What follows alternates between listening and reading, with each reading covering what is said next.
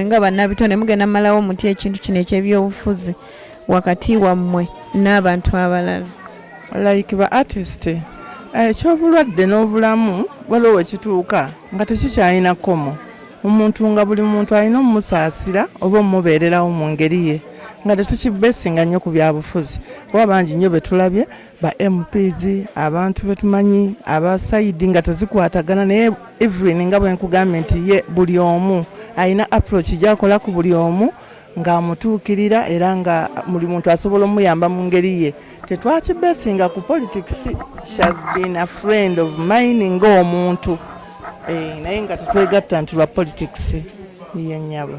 Waliwo nti abantu abakifula nti kya politics naddala ekiseera we yali ng'ategekera ekivvo.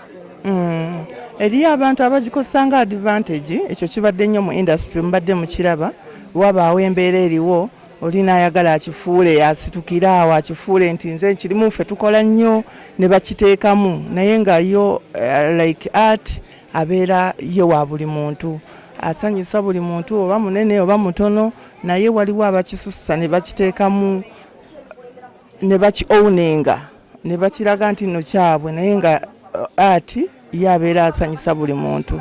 Era ekyokuteeka politics mu by'okusanyusa abantu kya bulabe era kibi nnyo kuba kikonfusinga abantu batuuka n'ekiseera nga eyandibadde akola ekituufu takikola kubanga gundi akoze bw'ati. Mansa mutwakulako mu bivulu bya Evelyn naddala bye yategeka abamu bye bataamubeererawo ki kyotayinza kwerabirako Evelyn naddala mu kaseera kak'ebivulu kuba ke kaseera ke yali asinga okuba obubi?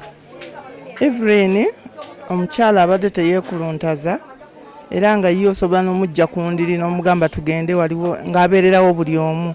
Kati mu kubeererawo bambi Evelyn nga kizibu nnyo eky'obutamubeererawo era okuggyako oli ng'alina ensonga nti ensonga gundi yennemesezza oba taliiwo oba alina obuzibu obw'enjawulo naye nga tewali nsonga nga kizibu nnyo obutabeererawo Evelyn. Abadde si w'amaanyi nnyo nti ali awo naye ng'abeererawo abantu mu ngeri yaabwe. Kakati nga toyinza butamubeererawo ennyabo. Toyanziza nnyo.